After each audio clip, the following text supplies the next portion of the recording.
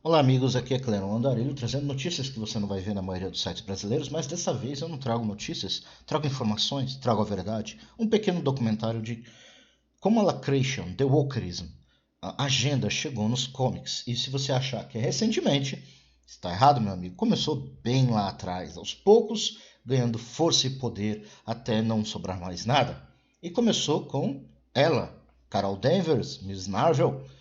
Nessa época ela ainda era querida, essa era chamada de Miss Marvel. A origem dela é basicamente semelhante à história do filme. Ela era uma piloto e sofre um acidente que muta seu DNA. Porém, uma das versões também da história, ela era parte Kree também. Por isso tinha os poderes de super força, voar, disparar energia. Ela é aquela que a vampira suga os poderes, lembra? Nos quadrinhos, na animação. Mas aí ela ganhou o título de Miss Marvel e, né, tem esses poderes. Até então, apesar dela ser uma personagem, ela não tinha comics, alguns comics dela específicos, mas em geral ela era um personagem secundário que tinha até uma fama, mas ela não tinha o título dela só, né, durante muito tempo. Ela chegou a se apaixonar pelo Tony Stark e ter um relacionamento até com o Homem-Aranha. Mas vamos lá. Quando que ela mudou? Ela mudou quando ela recebeu o título de Capitã Marvel do Mar-Vell. Isso foi em julho de 2012 pela escritora Kelly DeConnick, né? Kelly Sue DeConnick. Porque o Capitão Marvel era esse aqui. Era um homem, né? Ele era um Kree e tinha esses poderes. O nome original dele é Mar-El. Mas aí as pessoas na Terra começaram a chamar ele de Marvel, né? De Capitão Marvel. E ele virou Capitão Marvel. Aí ele morre e passa esse título. Só que o título de Capitã Marvel já tinha da Monica Rambeau, aquela atriz, aquela personagem afro-americana, piloto também. E ela tinha esse título já bem antes da Carol Danvers. Carol Danvers recebeu esse título em 2012. Né? E aí começa essa imagem da Marvel. Aqui, ó. Isso é um comics da Marvel, tá? Isso saiu, vendeu como comics da Marvel. E aqui também. Tá vendo? Está notando o corte de cabelo típico de feminista de hoje? É, foi aí que começou. Todo mundo começou a copiar Capitã Marvel. Olha lá. Aqui, olha lá. Isso é tudo dos quadrinhos, gente. Não tô mentindo. Aí você fala, quem começou isso? Essa aqui, ó, Kelly Sue DeConnick. Aí você pergunta, quem é ela? Essa senhora aqui. Ela começou a onda da agenda nos quadrinhos, né? Aí você pensa, ok, ela tem certeza disso? Bem, ela foi famosa por causa dessa frase aqui, ó, que eu até postei há um tempo atrás. Vou mostrar para vocês. And if you don't like my politics, don't buy my book. Problem solved. Ela falou, se você não gosta da minha política, não compre meus livros.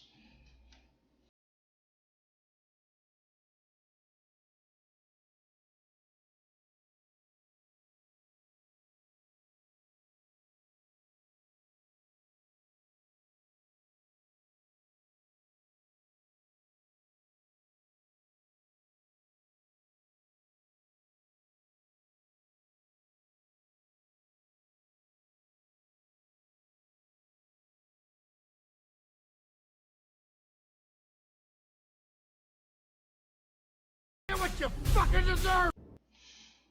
Ó, e até eu botei esse vídeo, né? Why do you think modern sitcoms are failing? Commercially artistic. Porque é por causa da agenda, gente. Ela começou essa e tá falhando, né? Mas começou bem antes, as sementes estavam lá atrás. E eu vou mostrar por quê.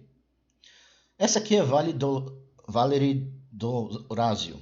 Ela é uma autora, editora e trivial psych. Ela escreveu Pinhead, Os Deuses Menores, X-Men, The Punisher e outros comics. Ela é uma famosa personalidade da mídia que escreveu e desenhou comics no passado, tanto para a Marvel quanto para a DC. Esses são alguns quadrinhos que ela fez. Ó. Emma Frost, Punisher, Gear Comics, né? Entre outros. Né? Esses são apenas alguns da Marvel e da DC que ela escreveu. Né?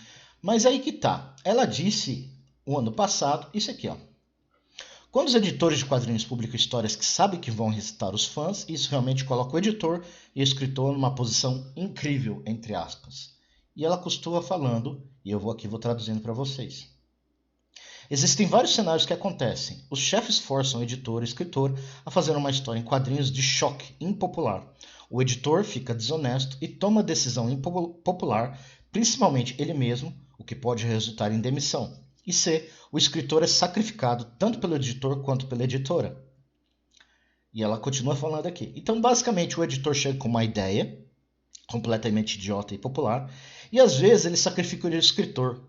O escritor que fez. Né, e sacrifica. Porque no final, as comics, eles mandavam, as pessoas mandavam cartas lá para se aplicar a trabalhos de artista, escritor, etc. Depois eles disseram, não, nós vamos buscar vocês. O que acontece é que eles tiraram os artistas bons, os escritores bons, e pegavam os diversos apenas para lacrar, sinalizar virtude.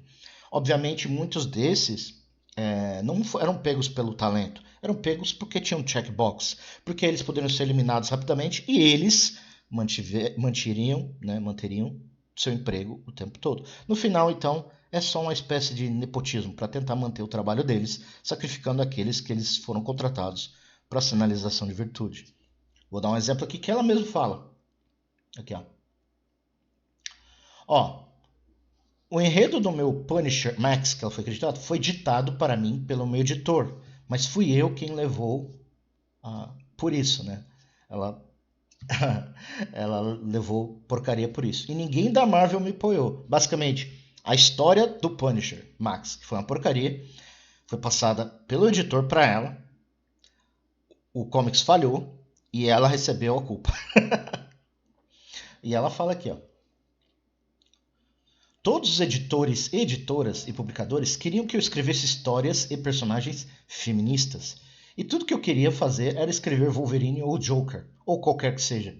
Então senti como se estivesse sendo colocado na arena pública como sacrifício apenas pela polêmica. Isso foi péssimo. Então olha só, isso é uma mulher, escritora de comics, e ela não queria fazer comics de mulher feminista. Ela queria escrever sobre Punisher, sobre Wolverine, sobre Joker. E não deixaram ela. Para você ver, você sinaliza tanta virtude que você esquece. No início da minha carreira de escritora de quadrinhos de Marvel, fui incentivada por diversas pessoas da indústria a me assumir como lésbica, mesmo não sendo lésbica, para aumentar as vendas. Fui aconselhado por uma pessoa da Marvel a lançar Cloak and Dagger como uma história LGBT, que foi o que eu fiz. Então, mandaram ela fazer uma história LGBT no Cloak and Dagger e ela fez. E queriam que ela se assumisse como lésbica apenas para sinalizar virtude. É como eu sempre falo, gente. A agenda, o woke, a lacração, é só sinalização virtude para enganar bobo na internet, lacrador na internet. Entendeu? Aqui, ó. E ela continua. Uma pessoa na indústria me perguntou qual seria o mal se eu simplesmente me comercializasse como gay apenas como um gancho. Disseram que eu seria uma superstar em toda a mídia. E eu acho que eu nunca discuti isso publicamente antes. É selvagem, cara. Bem-vindo a Hollywood. Né?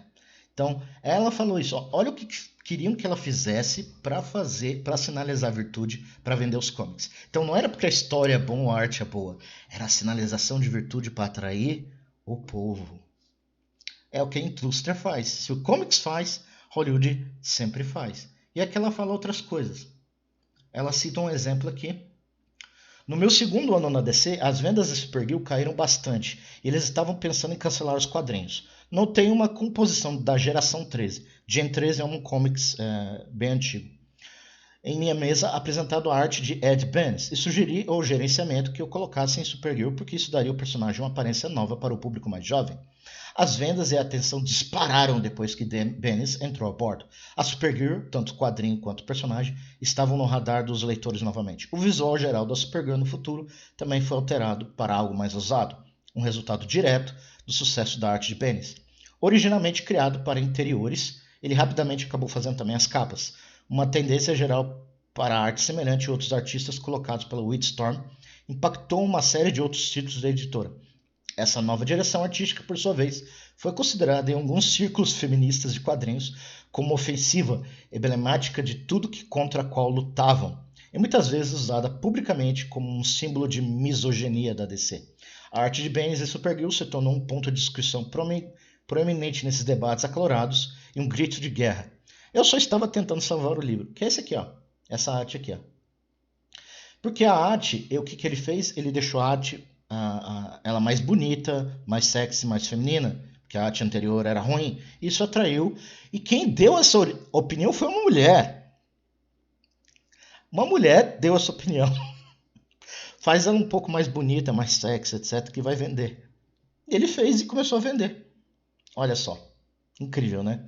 Aí ela fala aqui também que uma coisa que ela se arrepende. Quando comecei a trabalhar no site de notícias de quadrinhos da MTV, em 2010, fiquei ressentido com a diretriz editorial de que deveria evitar políticas e brigas e focar no amor comum pelos quadrinhos.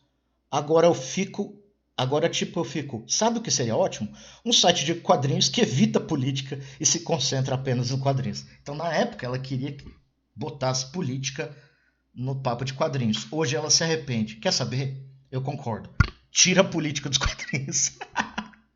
Para você ver como as pessoas aprendem com os erros, né? Tem gente que ainda não aprende, né? Mas para você ver. Aí também, não só isso, né? Isso foi entre 2010 e 2012, gente. Tanto na Marvel quanto na DC. Só que aí chega 2016 e o Homem Laranja chega à presidência dos Estados Unidos. E fazem até ele se tornar um Murdoch na Marvel. Ou seja, tá na cara, né? A jogada e a agenda aí, né? Se você não gosta, vou fazer ele de vilão, etc. Né? Aqui, botaram o Trump como Murdoch, a cara dele. Mas não foi só isso, gente. Foi outras coisas também. Foi um ressentimento do Superman protestando contra um clima. Sobre a alteração do clima e coisas do tipo. Isso no mundo de quadrinhos, onde a tecnologia, basicamente você pode teleportar, disparar raios e alienígenas que alteram a realidade e eles não conseguiram resolver o problema os problemas climáticos. Ah, por favor, né? Por favor. O Superman sozinho poderia resolver esse problema, né? Mas fazer o quê? Né? Tem que enfiar a politicagem nisso. Aí tem um exemplo desse Snowflake Space. Os personagens politicamente corretos de um cara que...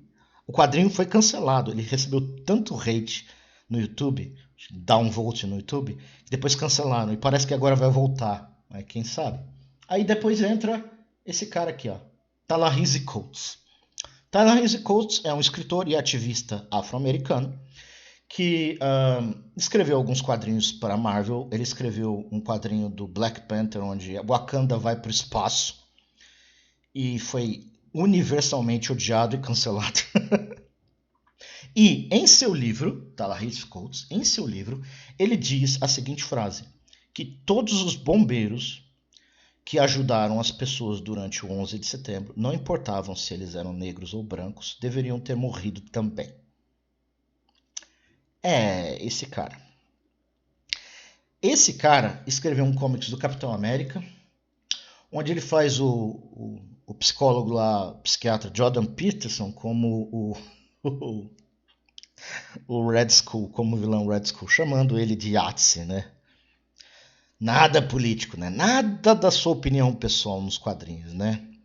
É por isso que não dá certo, gente. Só pra você ter ideia, esse cara aqui, o J.J. Abrams tinha chamado esse cara aqui para escrever quadrinho sobre um filme sobre Superman. Sabe aquele filme do Superman que iam fazer? Que o J.J. Abrams ia fazer da DC, que tinha liberado, que agora não sei se vai ou não, que parece que o Superman ia ser negro. Ta-Nehisi Coates ia escrever, era seu roteirista. Imagina esse cara que odeia os Estados Unidos. Aliás, é engraçado como o cara rico mora nos Estados Unidos e ele odeia os Estados Unidos, né? É sempre a mesma coisa. É sempre ativista. Ele queria fazer um filme do Superman, cara. Imagina a merda que ia sair. Né? Então, é basicamente isso, meus amigos. Foi bem antes. As sementes estavam lá sendo colocadas, como mostrei com a Valéria Osário. sementes colocadas lá para as pessoas sinalizar a virtude, para enganar o lacrador, porque o lacrador é burro, para vender os comics. A questão é que é o seguinte, o lacrador, pessoa woke, não gosta de quadrinhos, não gosta de cultura pop. Tá lá pela política, pela sinalização de virtude. Aí o que aconteceu? Eles ponderaram eles tentaram agradar esse público que não compra quadrinhos e agora não vendem quadrinhos para ninguém. Mas começou aqui, bem antes do que você imaginava. Bem, gente, obrigado por me ouvir. Por hoje é só e a gente se vê outro dia.